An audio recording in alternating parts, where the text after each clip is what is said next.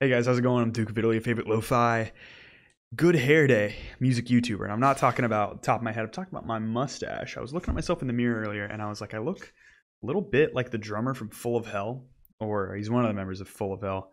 He might be the guitarist or something like that, but he shows up in other bands too. He might be in Jarhead Fertilizer, but that is not what we're talking about today. Today we are talking about a classic album, at least to me, because today we are doing a classic review of the wonderful, the influential, dare I say it, the based Ænima by Tool. Now, this is a progressive metal or progressive rock, as Maynard James Keenan, lead vocalist of Tool, would take to his grave that Tool is album here. I had to grammatically finish that sentence after the big tangent there. This is a standout in the genre, a standout for metal, a standout for rock music, and even, dare I say it, a standout in the band's discography. One of two of their albums that I hold to a very, very high standard. Such a high standard that I've listened to this to death. I love it so much, I have owned 3 copies of this CD. I had 2 copies given to me for my birthday one year, and then I sold one because that year I was asking desperately for a Tool CD for my birthday. And then I loaned one to our good friend Bridget, and then Bridget's car got broken into and some dude broke my CD. No, but it's okay because Bridget's mom, hello, got me another Ænima CD, and I love it so much. I've listened to this so much all the time. It was the first Tool CD or Tool album rather that I really got into, even before Lateralis. But Lateralis was what really hooked me, because Schism was actually the song that I was a bit more into until I got into both Ænima and Lateralis. And as an early music listener, there is a bit of this album that was a bit unnerving at first and a bit off-putting, because it has this really distinct atmosphere. It is the first album of Tool's to go in this really psychedelic route, while Undertow was so doomy and crushing, even to a fault, where it's completely misanthropic and really unwavering in its really singular approach. It's this really hateful, just crack-filled album. Like, if you look at Maynard James Keenan live, this guy does not look like a well-adjusted man doing this stuff. But now you have a much more contemplative, sort of recovering, very bitter album instead of a straight-up pissed off album. Don't get me wrong, Ænima has its moments of being pissed off, particularly the title track, which we'll get into in a moment. But it is just a work of art. This whole thing was dedicated to the comedian Bill Hicks. He even shows up in a sample on the final track of the album Third Eye. He has a lot of commentary about the government and people's social views and things like that. You know, he's a comedian who was big a few decades ago, and he's pretty smart. But I love this album so much that this is the first time I'm going to be reviewing anything without notes. The only notes I have are, so basically when I'm making these reviews for you guys, I will take notes on all the tracks of these albums, and I'll write them out easily months beforehand, honestly, because I plan this stuff a long time away. And if I ever listen to an album that doesn't have my attention fully, I'll use that time to like write down stuff for the future. So I have all the tracks here, and for the first time I'm not going to read my own notes because I just remember it so perfectly. I've listened to this album probably 100 times, but it's because I love it so much. Funnily enough, it's not my favorite Tool album. That would be Lateralis. Lateralis does have a even further psychedelic approach, and while Ænima is really bitter and pissed off, a bit contemplative, Lateralis has this like ascendant and extremely contemplative feeling and stuff concerning like a soul in a bit of a different way of Ænima. It's almost two sides of the same coin. If you would describe them to someone, you'd kind of expect a similar thing, but Ænima does have a more gritty sound, an uglier sound, a dirtier sound, and that is what didn't engage me as much. I liked my cleaner stuff. Same kind of stuff put me off of Mastodon's earlier work, but this was a long time ago. So don't click off the video because now I love metal and I love Ænima, but we're going to get into these tracks because this thing is just amazing. We start off with the track Stinkfist. This is one of the band's biggest songs ever. It has a music video. It is one they've been ending their shows with a lot recently, if I remember correctly, but it's just a banger throughout. You start off with Danny Carey, the drummer of Tool, and to many people, the best member of Tool, because he has never lost his talent even for a moment. He's been pretty much the star of the band this whole time. He starts off with this electronic drum line, and that's a nice thing about Danny Carey's drum kit is he'll have these electronic drum pads with all these various samples. It's this really tonal sort of drum that really sets this really distinct tone until this really just like rolling riff comes through, and this riff is just swampy and really dirty and gritty and angular and bizarre. And the track Stinkfist here, a lot of people joke about it, but it is just a phenomenal track about how, especially in the modern day, and that makes this track have aged really well. It's our overexposure and overconsumption of media and different things we put into our bodies has led us to basically just need more and more, almost like an addict. And it's in a way that we're addicted to modern media and modern society, streaming, maybe my YouTube videos. But it's a really, really cool idea for a song, and it's done perfectly. It's just a sublime hit. This track probably does have the most callbacks to the feelings of the album Undertow, as it has this inner instrumental section in the middle that has all these industrial textures that come through, and it's just this really like bitter thing that you can really have a lot of primal reactions to, a lot of stuff that feels very natural. One thing about Tool that I don't think anyone can argue with is that even if they will have the most bizarre polyrhythms, the most bizarre rhythms ever, and this puts them ahead of every other prog metal band, it feels very natural. It doesn't feel forced. It doesn't feel like guitar wankery. It's not like Dream Theater. I love talking about Dream Theater and how much I don't like them. And the guitar solo here is very simple. Adam Jones, the guitarist of this band, has a really nice way with guitar solos of just keeping them so simple yet so locked in. And honestly, it elevates the atmosphere more than anything else. And the previous bassist of this band, Paul, had a lot of really iconic things. He sort of cemented the drop D style using a lot of octaves. It's that D to D octave range there on the three strings there, because he played in drop D tuning, if you must know.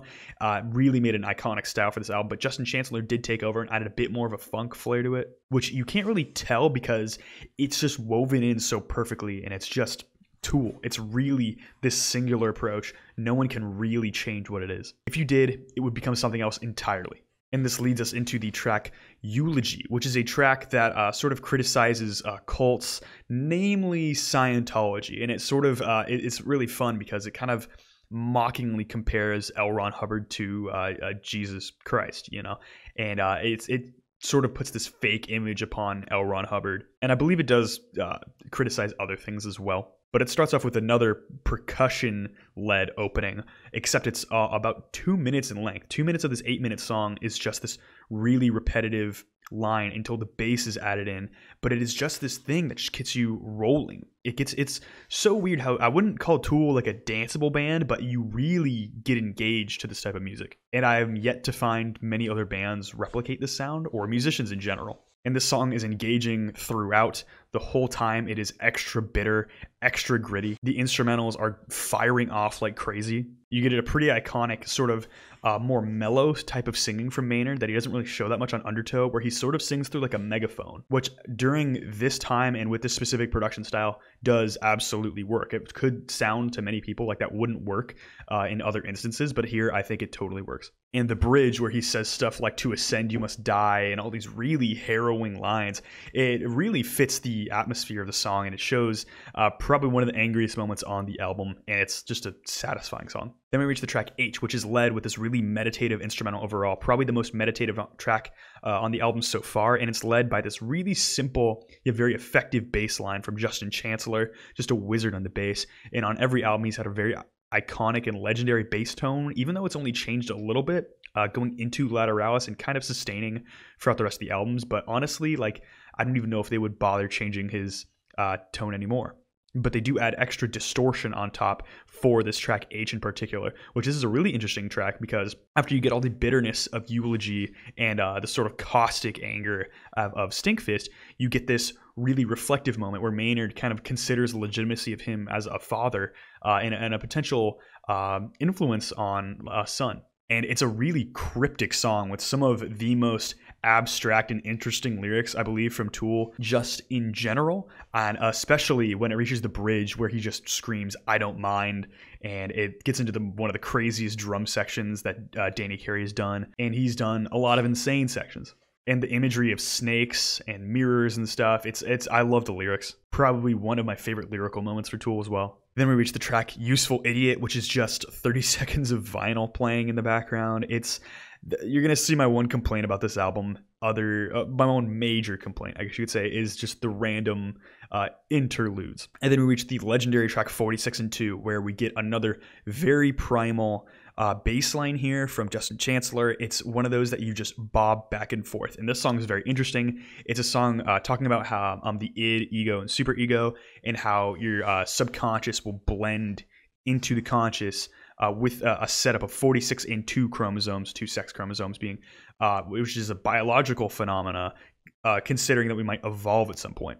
Which I'm aware this track sounds very pretentious from an outsider point of view, and you're probably like, oh, this is just like Dream Theater with their cringe lyrics and their cringe ideas. But no, this is actually a very dark and very interesting track. And the opening lyrics actually set a totally different tone than what you'd expect from my description there. You know, my shadow setting in. I've been picking at scabs again. Like, that's so dark and twisted. It sounds more like an addict and someone who can't handle this sort of mutation or whatever. But I don't think I need to describe much further how interesting this track is. If you know the bass line, you know how absolutely gripping it is. It's one of the best.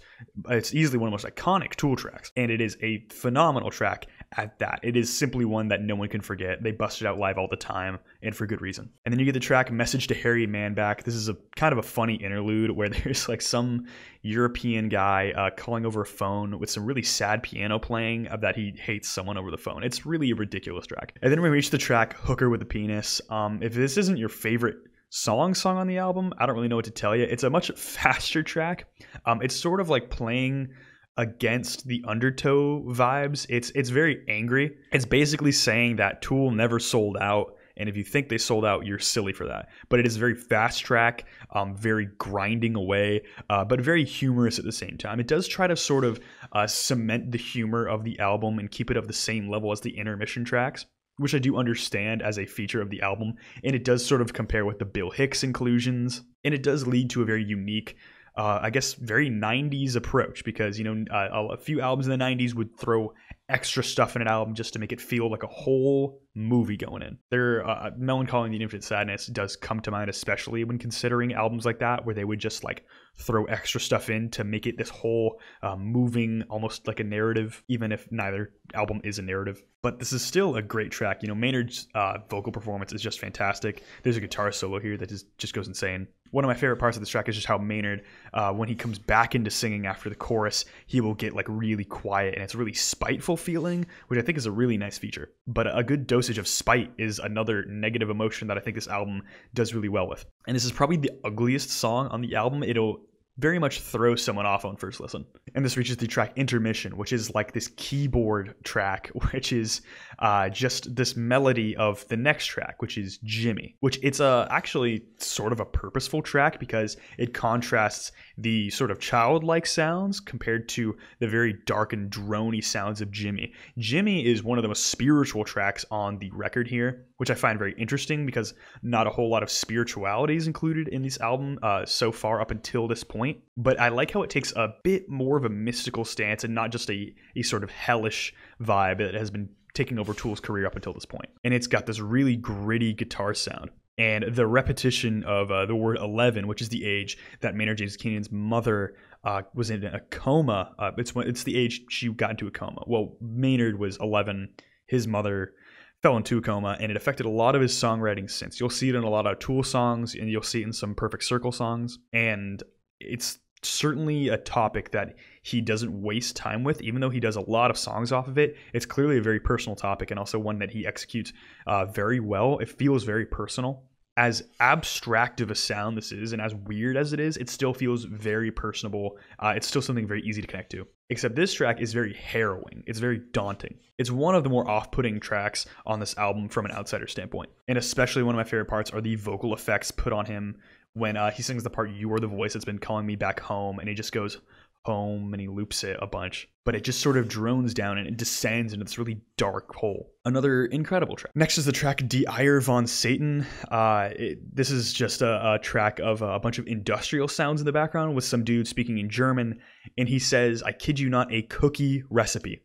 It's humorous, I guess. It's a track I would more often than not skip, but you know, if you like it, you like it. Next we reach one of my favorite tracks on this album. the 9-minute long Push It. This is a track that really contrasts with the EP and first album of Tool because it takes the point of abuse and puts it on the speaker. It's the perspective of the abused person rather than some sort of like malevolent force being the speaker of behind the track. It feels very personal, even though the backstory behind this track is kind of hidden. And as spiritual as it is, it's almost like being stuck in your own head, sort of like being held in one place. This is a really nice, a bit more of a straightforward track until we reach the later portions where he's singing rather softly about this terrible condition. And these softer vocals from Maynard really show this like weakened state, and it's really an emotional part of the song. And the guitar sort of drones on with this very rhythmic way of holding the track down, but it's very dismal. It never breaks free into this big solo, which really keeps the emotions locked in until eventually you reach this really long, winding, and psychedelic instrumental section that sort of winds down. And the vocals are just, I am somewhere I don't want to be. Very simple, yet very effective. And then we reach this guitar solo part, finally, after so long, probably around like 8 minutes at this point, where the guitar just starts grinding away at itself. And even though it's not that deep, it is very angular. And then we reach what some might consider the bridge of the song, even though there's so many sections, it's really hard to define that, where Maynard goes up really high in his voice. And I'll probably post the lyrics right here if I remember to, but it is one of the most emotional points on the album, and he hits this really high note when he says, I must persuade you some other way, which almost feeds into like this delusion, but it goes right into this really awesome drum break from Danny Carey. It is a moment that will literally give you chills the first 5 times you hear it, I promise you. But it is one of the most incredible moments on the album, and it feeds so much energy into the rest of it. And another thing about this track I like a lot, it does sort of retain some of the atmosphere of Jimmy, where it has these descending sections that are rather sour and very dismal. A lot of hopeless feelings on this album. It's not an album like Undertow where there's a whole lot of power behind it and a lot of sort of spite, as much as it has a lot of depressing sections and really dismal, drug-addled and like pathetic holes. And I'm sure that sort of imagery is something Tool would have appreciated back then. Next, we get the intermission track, Cesaro Some Ability.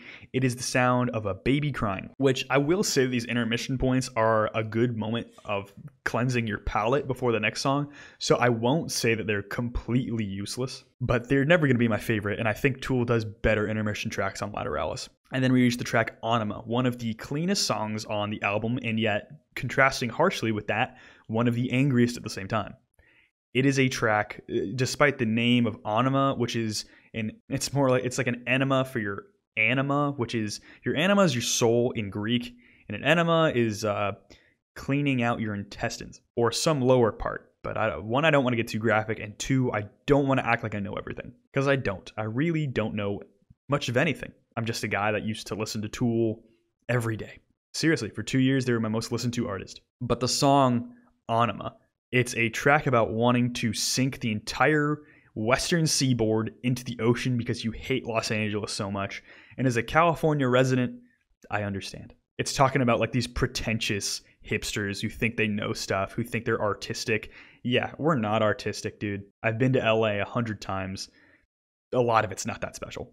Some of it's pretty cozy. One thing about LA that's nice is that it has a very communal feeling, but this really bitter and angry feeling, especially hatred probably towards like the music industry, understandable. And it's the sort of interlude part of this track where you get just these tom rips just on these triplet sections. It drums up so much energy, and you can tell Maynard James Keenan, he's holding back a lot in his singing, which just locks in so much tension. It's a point where they clearly wanted to show some anger, and the iconic line of "learn to swim" is really it's almost like a sardonic way of looking at it that I just think is awesome. The track sort of ends as it goes back into this instrumental section where Maynard is just like sort of have this really wretched sort of vocal timbre where he's just saying hey over and over again, which is kind of how he starts the song here, and the instrumental gets so dense and it locks in on the one each time, and it just hits harder and harder and harder, and it's really a special track.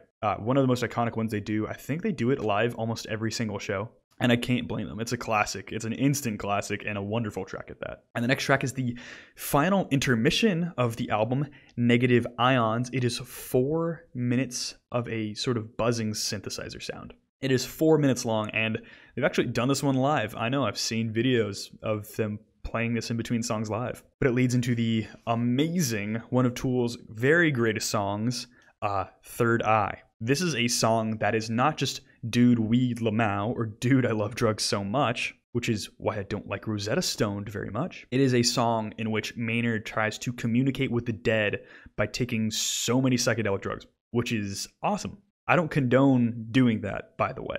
I just think it's a good song concept. And from the perspective of this album so far, going on this sort of psychedelic bender almost, as you will, off of ayahuasca or God knows what, I think is a very fun way to end the album. And the track actually starts off with a vocal sample from Bill Hicks as he talks about musicians doing drugs. And it's very funny, but it actually kind of sets in this like dark atmosphere fairly well. As someone who appreciates space rock and orchestral rock and basically music that like overloads on texture, this is the track where you get a lot of texture. His the vocal sample, it's sort of given all these like static and all this extra little artifacts and little tidbits here until the guitar comes in with this ripping guitar line, one of the most weird angular parts of the album in terms of the guitar stuff, and the drums are just hitting away at this really bizarre sort of sets of polyrhythms, and toms go flying everywhere until Maynard starts singing on this really sporadic style of singing. His rhythm is like very offbeat and rather occasional, and it's almost like he's talking to like one of the elves you'd see in a DMT trip. And this stuff all leads up to this really huge build of this really heavy guitar line that's syncopated on just bop, bop, bop, bop, bop. The whole thing builds and builds until you reach this really heavy hitting, probably the most distorted part of the album, just in general, where it hits on these 5 distinct and syncopated hits, very staccato, just one after the other. And you're sort of wondering what this instrumental break how it's gonna affect the rest of the track here, because you got another almost 8 minutes to go until you finally are hit with this pummeling line of prying open my third eye, where Maynard is just belting. He's screaming as loud as he can. He doesn't do a lot of harsh vocals on this album. He does a little more on Lateralis, but it is absolutely furious. But it's almost like this really desperate sort of plea with himself to he's gonna break himself open before he succumbs to reality, I guess, which I think is a super cool idea. And one thing I love is how utterly minimalist this track gets. I love minimalism in music. I know Tool isn't known for being minimalist, but it goes down to just this drum line doing the prying open my third eye rhythm, just on this really interesting jazz playing that Danny Carey does. It's the most eclectic moment in Tool's entire discography, except for maybe some of the tabla usage they do on later albums, but I think this is the moment here because the structure is just bizarre, it's mind-bending, and it sinks you into the rest of the thing, and it builds up so much energy that releases soon after as well. And of course the instrumental comes back and it's ripping through. I gotta mention the guitar solo on this track here. It is the most traditional guitar solo for Tool, and yet it's so angular and ugly that you can't really call it traditional at all. And the whole thing leads up to this point where it just goes back to the syncopated moments where Maynard is just screaming, prying open my third eye throughout the entire rest of the track here. And instead of the 5 hits from the instruments, it's just the one. And it'll load up again and it's the one. And it hits like a Mack truck. And that's a reason that is in my top 3 Tool tracks there. It's utterly insane. If I remember correctly, my top 10 Tool songs, I put that at number 2. And it absolutely is deserving of that spot. It's one of the best songs ever, at least in terms of rock and metal music. But that is how the album ends. It goes prying open my third eye and this big chord hits out and it just drones slowly down, and it is just immense. It's so huge and I love it to pieces. This album is amazing. A lot of really interesting psychedelic concepts. The emotions range so much. I love how the songs never get repetitive. There are themes of like a bloodline with Maynard's mother, through him, through his son, and you get the influences of drugs as an outsider perspective or as someone who uses them. The influences and techniques going on here are insane, and the whole thing is so unique. I don't think another album like Ænima will hit us for a very long time. It is utterly fantastic, but I gotta give my grievances. The intermissions are not that great. The sense of humor only comes through so much, and I think Hooker with a Penis is not one of Tool's best songs. They're probably at least half of Undertow I would put above it. It's still a very solid track. It's just not as good as any of the other tracks here. But that being said, absolutely check this album out if you haven't already. It is a phenomenal piece of work, and it will get you moving, grooving, and trying to learn bass. Literally, Paul and Justin Chancellor are one of half the coin that got me into playing bass. Other was Flea from Red Hot Chili Peppers. But absolutely a fantastic album. It is based in Red Pilled. I don't know what else to say about it, man. It's just an awesome piece of work here. Hope you guys can check it out, and I hope you guys enjoyed this video. Recorded for quite a while here. No notes, you know, pretty fun. But that's about it. Hope you guys are doing well out there. If you like this video, I'd appreciate like and subscribe. Comments, questions, and concerns, comment section down below, baby. My social media is in the description, so go ahead and follow me on Instagram. Follow my band on Instagram. They're in my Instagram bio. We're not like Tool, but me and one of the other members of the band love Tool. And join my Discord page down below. You know, we talk about music, and I used to talk about Tool like every single day. But that's about it. Hope you guys are doing well out there. Hope you guys have a good day. Have a good one. Bye.